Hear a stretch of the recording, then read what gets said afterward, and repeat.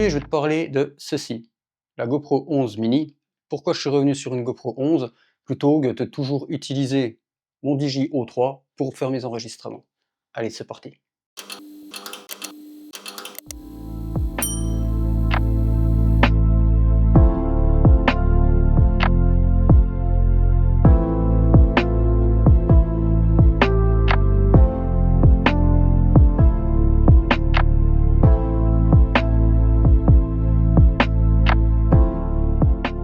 Dans les précédentes vidéos, j'avais dit que j'avais arrêté de mettre des GoPro en fait sur mon Chimera parce que je trouvais que c'était pas forcément utile pour ma part en fait d'enregistrer avec une GoPro, surtout quand on a déjà perdu une, ça te fait chier, surtout au prix où c'est une GoPro. Et en fait, je me suis aperçu que lors de mes voyages aux Dolomites et en Corse, quand j'ai utilisé mon Chimera, quand j'ai commencé à regarder un petit peu de plus près ce que me donnait ma caméra, l'enregistrement du O3, il y a des choses qui me dérangeaient à l'intérieur. Première chose, c'est que il faut savoir un truc, c'est qu'une caméra, ça a une fonction. Tu peux pas faire plusieurs fonctions avec une caméra, c'est pas possible. Parce qu'elle sera bonne dans la fonction dans laquelle tu l'auras mise, mais pas dans les autres. Typiquement, prendre le O3 pour faire de la visu, du retour vidéo dans ton masque FPV et faire de l'enregistrement, c'est pas quelque chose qui est en fait qui est vraiment top. Pourquoi? Parce que pour faire des bons enregistrements, tu vas être obligé de brider les réglages en fait de ta caméra, de ton O3, comme mettre tes ISO toujours à 100 pour qu'ils soient vraiment le plus bas, qu'il n'y ait pas de variation en fait, de changement d'ISO à la volée dans tes images, parce que sinon ça fait affreux. Quand tu vois ça dans une vidéo, c'est pas terrible. Quand tu vas arriver dans des zones sombres, en fait tu vas être perturbé parce que tu verras pas grand chose du fait que tu as bloqué tes ISO à 100, donc le capteur peut pas monter plus dans les ISO pour te donner de la luminosité. Donc ça c'est quelque chose qui me dérangeait en fait, et sans parler aussi de choses que je me suis aperçu sur la qualité des images en fait qui n'était pas au rendez-vous. Du coup, j'ai décidé de partir sur cette petite GoPro, donc qui est la GoPro 11 mini. C'est une GoPro donc, qui est relativement petite par rapport à une GoPro standard, hein. Donc si tu les mets au-dessus, tu vois que voilà, tu gagnes quand même pas mal sur la largeur. Et du coup, elle est vachement plus légère. Après, en termes de qualité d'image, c'est vrai que GoPro est largement au-dessus de toute façon qu'un DJI O3 ou qu'un DJI O4. Et l'avantage, c'est que cette caméra-là, tu vas lui donner ton réglage pour faire de la vidéo, et en bas, tu vas pouvoir mettre ton DJI O3 dans un mode totalement automatique, ce qui fait que toi, quand tu auras des variations de lumière, ton capteur va s'adapter directement, et ça t'évitera en fait de te retrouver dans des situations un petit peu compliquées comme j'ai pu me retrouver, où je suis arrivé dans une zone qui était complètement sombre, je voyais plus rien, et du coup ça c'est la meilleure façon de te planter avec le drone, quoi. Donc du coup, il faut toujours garder en mémoire qu'une caméra, une fonction, ton O3 il est là pour te faire un retour vidéo, et ta GoPro elle est là pour faire des enregistrements.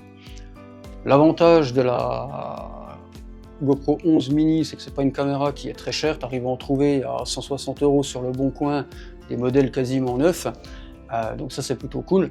La seule petite chose en fait qu'il va y avoir, c'est que cette caméra là ne contient pas d'écran. Donc du coup, quand tu vas vouloir faire tes vérifications, quand tu mets un filtre ND, ce qui va se passer, c'est que tu es obligé de sortir le téléphone et te connecter à la caméra, tout ça. J'ai trouvé une solution qui est plutôt bien. Je me baladais un petit peu sur YouTube pour trouver un petit peu des reviews sur cette caméra-là. Je suis tombé sur plusieurs vidéos qui traitaient de GoPro Lab, en fait. En gros, tu vas installer un firmware GoPro dédié qui va te permettre de déverrouiller avec une application pas mal en fait de petites fonctionnalités que tu n'auras pas de base. Et une des fonctionnalités que j'ai trouvé qui était vraiment cool, c'est la possibilité en fait de mettre un histogramme directement sur le petit afficheur qui est là, ce qui fait que quand tu te balades comme ça avec ta caméra, ça te permet de savoir si tu vas être bien exposé ou pas.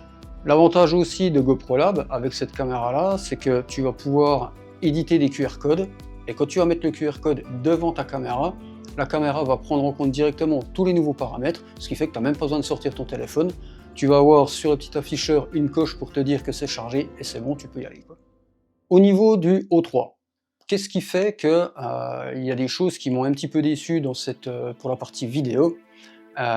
Si tu regardes là dans la vidéo que je suis en train de te diffuser, les bords, en fait, tu vois que c'est pas propre, c'est flou, c'est pas une image qui est belle, qui est nette à regarder, quoi. Tu vois qu'il y a quelque chose qui va pas, et ça me plaît pas du tout, sachant que à la base, j'avais dit que j'utiliserais plus que le O3 pour mes vidéos YouTube. Même une vidéo que tu vas diffuser sur YouTube, si tu es professionnel et que tu as un client qui tombe sur cette vidéo-là et qui a un œil un petit peu critique, il va se dire « Ouais, non mais attends, c'est quoi ces images dégueulasses que tu mets dans tes vidéos, quoi ?»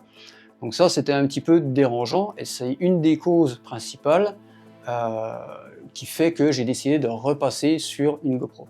Une troisième chose aussi qui m'a un petit peu dérangé, mais au début je pensais que c'était lié à l'O3, mais au final avec la GoPro 11 mini j'ai exactement le même problème, c'est qu'en fait quand tu enregistres avec le O3, ça va te couper tout en fichier de 4 Go. Donc au début je me suis dit ouais c'est un peu emmerdant, parce que quand tu veux faire ta stabilisation avec Giroflow, tu peux avoir en fait des différences de stabilisation entre chaque fichier, et ça c'est un peu emmerdant. Et en fait la GoPro 11 c'est pareil, elle va couper en fichier de 3,7 Go, mais quand tu mets le firmware de GoPro Lab, tu vas pouvoir changer ça pour passer directement sur des fichiers de 12, 13 ou 15 Go. Je crois que c'est 15 Go max. Alors d'un côté c'est bien parce que tu as une seule et unique vidéo, surtout si tu voles 10 minutes avec ton drone. Le problème qu'il va y avoir, c'est que si tu as un problème dans ton fichier qu'il est corrompu, bah, tu perds tout. Donc au final, je pense que c'est peut-être pas plus mal d'avoir des fichiers coupés en plusieurs morceaux, comme ça au moins ça te permet d'assurer et d'avoir encore, en cas de problème avec les enregistrements, au moins les séquences qui ont été enregistrées comme il faut, quoi.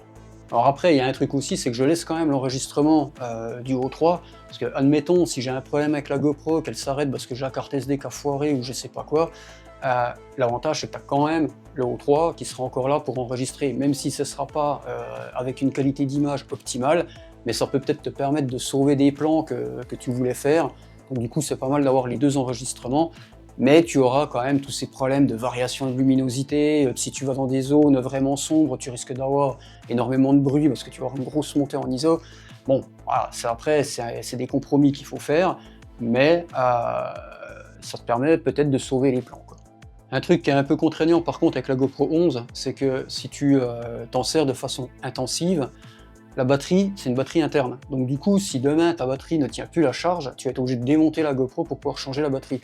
Donc ça, c'est une contrepartie de la miniaturisation. Mais bon, après voilà, les batteries GoPro, elles tiennent quand même pas mal le choc. Donc je pense que tu peux déjà faire pas mal de temps avant d'avoir la batterie qui soit foutue, quoi.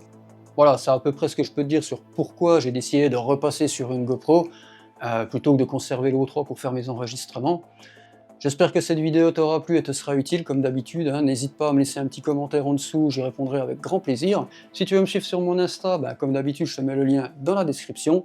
N'hésite pas surtout à liker, à t'abonner et à mettre la petite cloche pour ne pas manquer les prochaines vidéos. Et en attendant, moi je te dis à bientôt dans la prochaine vidéo. Ciao ciao.